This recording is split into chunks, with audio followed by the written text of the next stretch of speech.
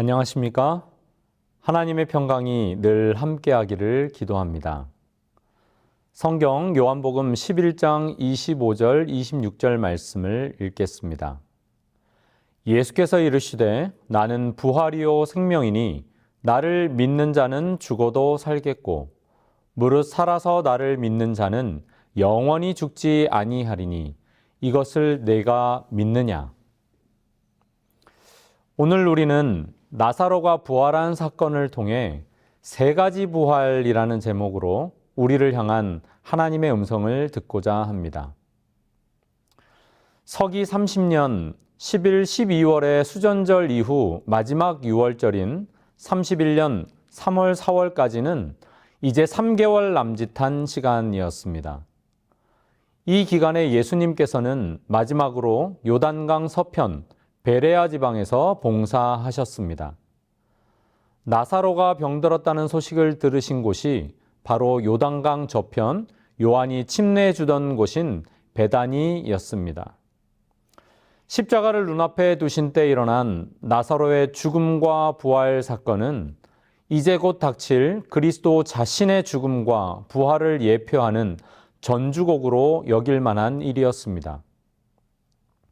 이 두 사건이 기록된 요한복음 11장과 20장의 내용을 비교해 보면 마리아의 등장, 돌문으로 닫힌 무덤, 수의와 수건, 도마의 등장 등에서도 유사점들을 찾을 수 있습니다. 엘렌 G. 화이트는 시대소망 529쪽에서 나사로를 살리신 이 최고의 이적은 그의 사업과 신성에 대한 그의 주장에 하나님의 인을 찍는 일이었다라고 진술합니다. 요한복음 11장의 나사로 사건은 그만큼 비중이 큰 것이었죠. 나사로, 라자로스 그 이름의 뜻은 하나님이 도우신다입니다. 왜 그의 이름은 나사로였을까요? 사람들이 나사로 하고 부를 때마다 떠올렸을 생각은 하나님이 저 사람을 돕고 계시기에 그가 살고 있구나 였을 것입니다. 어떤 학자는 그의 장례식에 애곡하는 사람들이 많았다는 것을 근거로 그 집안 형편이 넉넉했을 거라고 평가하기도 합니다.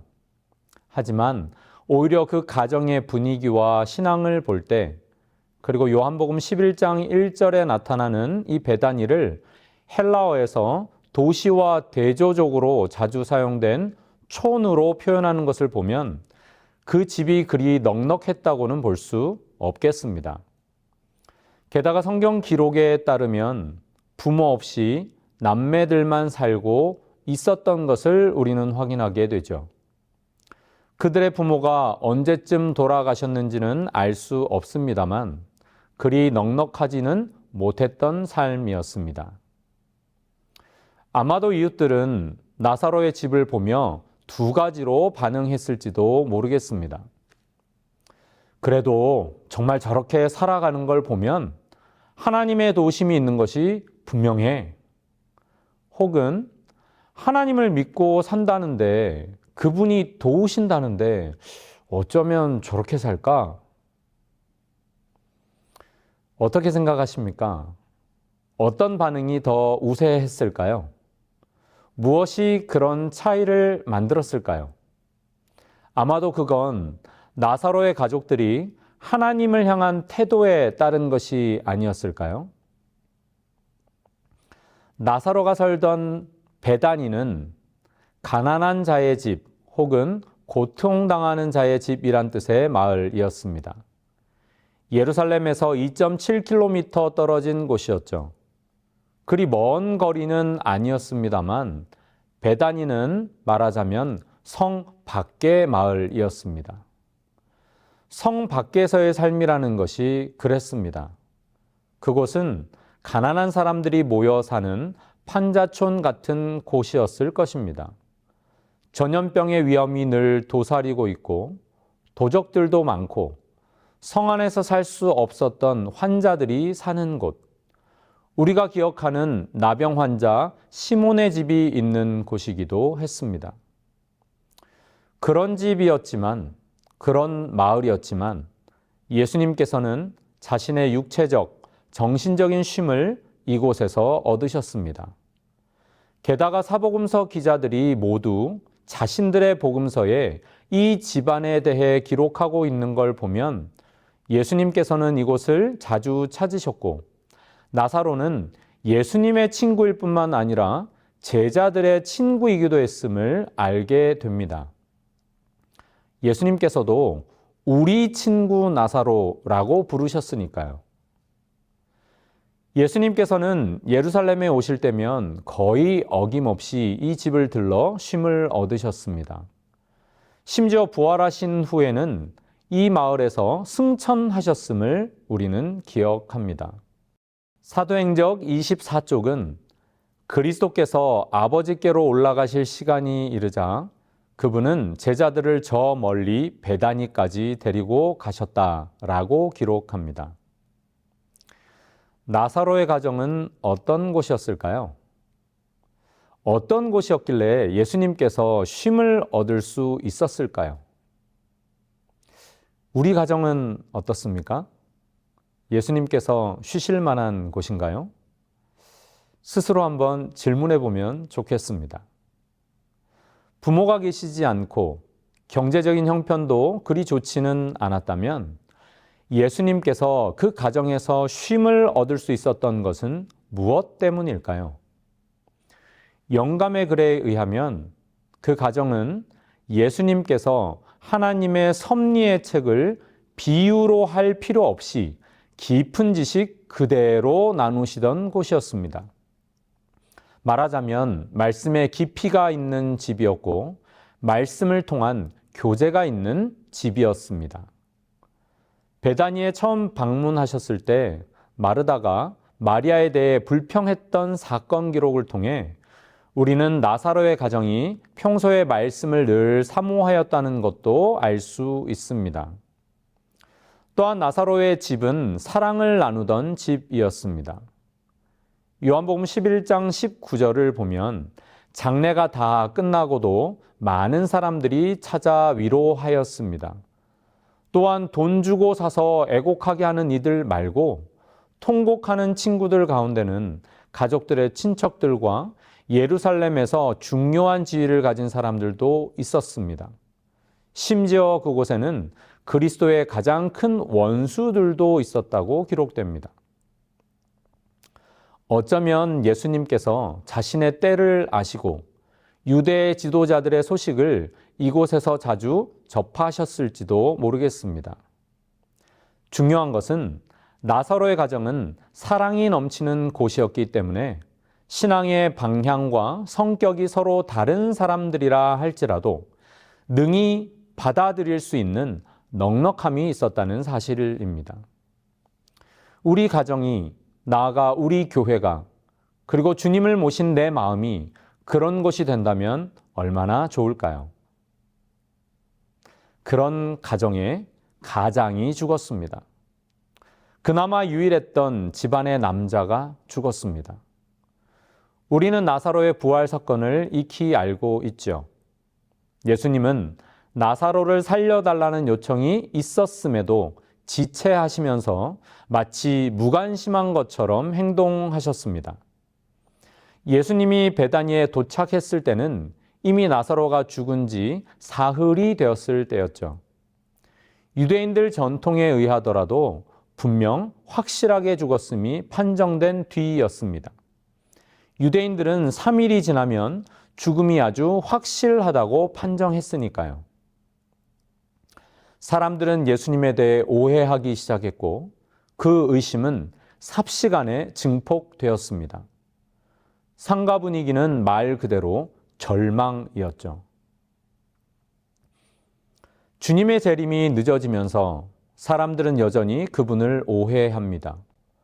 돈을 주고 사서 울게 한 사람들인 것처럼, 다시 말해 진정한 관계의 단절로 인한 애곡이 아니라 삭슬 위에 애곡하는 모습으로 신앙하며 살기도 합니다.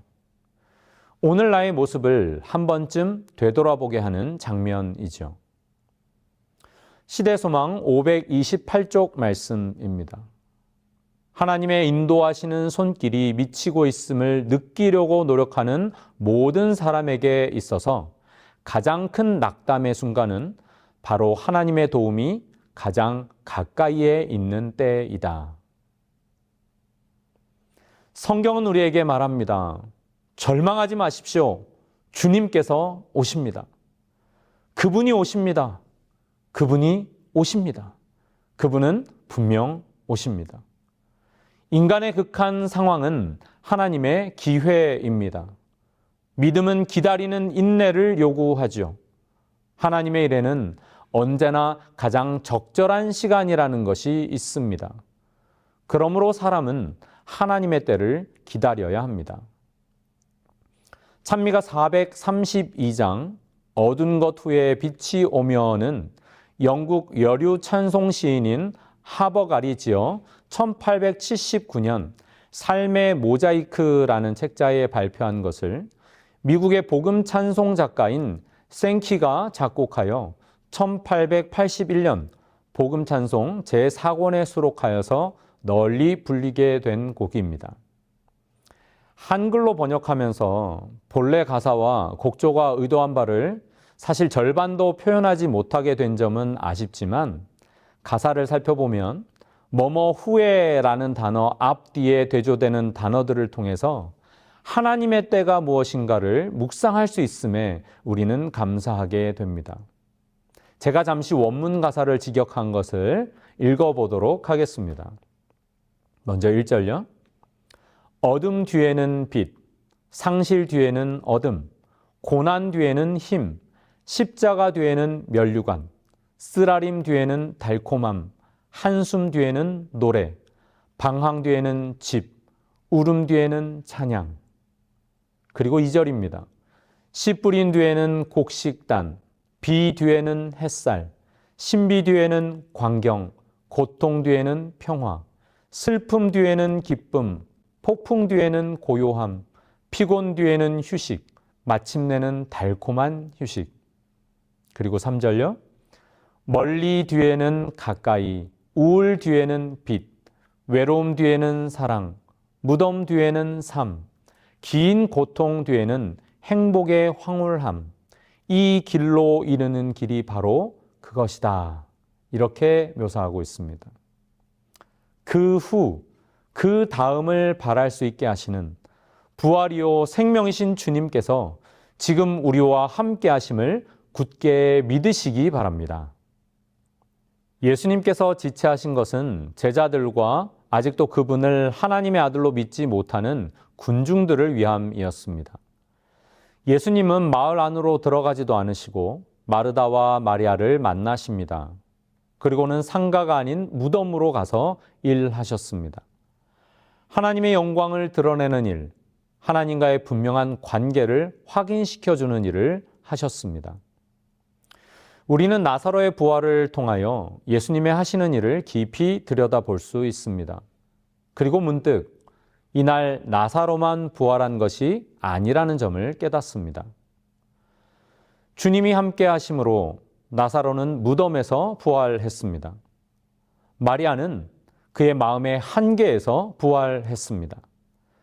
요한복음 11장 2절과 마가복음 14장 3절은 예수님의 장례를 준비하며 머리털로 발을 씻긴 여인 마리아를 소개합니다. 녹록치 않은 인간관계에서 죄의 유혹 가운데 이리저리 치이며 살아온 그녀의 삶은 좁디 좁은 감옥과 같았었습니다. 마르다는 시간의 한계에서 부활했습니다. 그녀는 재림의 날 오빠가 부활할 것이라고 고백했었습니다. 나사로뿐만 아니라 마리아도 마르다도 그날 부활했습니다. 입으로 부활 신앙을 시인하고 믿음을 고백했지만 이 두 자매의 모습은 그들의 믿음이 확고하지 못했음을 보여줍니다. 그들은 말하기를 주님께서 함께 계셨더라면, 주님께서 함께 계셨더라면 이었습니다. 지금 주님께서 함께 계심을 그들은 보고 만졌지만 그분이 친히 함께 하신다는 것이 어떤 것인지 지식으로만 안다고 했을 뿐입니다. 그러나 죽은 믿음이 그날 부활했습니다. 죽은 확신이 그날 부활했습니다. 죽었던 희망이 그날 부활했습니다. 죽어가던 믿음이 그날 소생함을 얻었습니다. 그것은 가상이 아니라 실제였습니다. 그 날은 믿음이 실제적인 것이 되는 놀라운 기적의 날이었습니다. 그들은 그렇게 부활했습니다. 나아가 그들은 선교사가 되었습니다. 나사로는 예수님의 예루살렘 입성 시에 나귀를 끌고 하나님의 능력의 증인으로 섰습니다.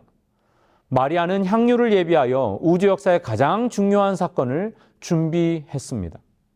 마르다는 요한복음 12장의 기록을 통해 알 수 있듯이 예수님의 공생의 기간의 모든 사역들을 묵묵히 열심히 조력했습니다. 주님께서 함께 하심으로 부활한 사람들의 생애는 그렇게 변화되었습니다. 나사로가 무덤에서 걸어 나올 때 나사로 자신뿐만 아니라 마르다와 마리아 그리고 그 주위에 섰던 모든 증인의 삶이 어떻게 변화했을지 한번 상상해 보십시오. 그들의 의심은 해결되고 그들은 진정한 믿음의 사람들이 되었습니다. 그리고 그들은 증인으로 선교사로 살았습니다. 우리에게도 부활이 필요합니까? 반복되지만 재림 때 있을 부활만을 말하는 것이 아닙니다. 마르다와 마리아처럼 우리의 신앙이 시간과 마음의 한계를 넘어 다시 활력을 얻어야 합니다. 주님께서 그분의 생명으로 우리 안에 임하실 때 그 일은 가능하게 됩니다. 요한복음 그 사실에 집중하고 있습니다. 끊임없이 생명에 관하여 처음부터 끝까지 언급하면서 생명 되신 주님을 영접하라고 호소합니다. 예수께서 이르시되 나는 부활이요 생명이니 나를 믿는 자는 죽어도 살겠고 무릇 살아서 나를 믿는 자는 영원히 죽지 아니하리니 이것을 내가 믿느냐? 예수님의 이 질문은 마르다뿐만 아니라 사랑하는 이를 잃었거나 고난 중에 힘겨운 싸움을 싸우는 우리 모두에게도 주시는 말씀입니다. 질문이자 호소입니다. 믿음으로의 초대입니다. 시대소망 532쪽의 말씀을 읽겠습니다. 마르다는 그리스도께서 말씀하신 말씀의 깊은 뜻을 모두 이해할 수는 없었으나 그는 그리스도의 신성을 믿는 믿음과 그가 하시기를 기뻐하시는 일은 무엇이든지 행하실 수 있다는 자기의 신념을 고백하였다. 이제 주님께서 돌을 굴려 놓으라 그리고 풀어놓아 다니게 하라는 말씀을 통해 예수님의 아버지 하나님과의 관계를 드러내고자 하셨습니다. 동시에 자신과 사람들도 협력해야 함을 보이고자 하셨습니다. 다시 시대소망 536쪽의 말씀입니다. 그들은 다시 인간의 일꾼이 하나님과 협력해야 한다는 것을 보았다. 인간은 인간을 위하여 일해야 한다. 나사로는 자유롭게 되어 병으로 쇠약해진 사람처럼 연약하고 비틀거리는 다리로 서 있는 것이 아니라 혈기왕성한 건강한 사람의 활력으로 무리들 앞에 섰다. 그의 눈은 총명과 구주에 대한 사랑으로 빛났다. 그는 예수의 발 앞에 엎드려서 경배하였다. 우리가 하나님과 협력하여 이웃들을 위해 일할 때 부활한 나사로처럼 예수 그리스도를 믿고 영생을 얻게 되는 사람들이 구주에 대한 사랑과 생명력이 가득하게 되는 놀라운 일들이 일어납니다. 받은 생명으로 어린 양의 보좌 앞에 함께 경배하는 찬양과 감사가 모든 심령마다, 가정마다, 교회마다 충만하기를 간절히 기도하며 말씀을 드리겠습니다.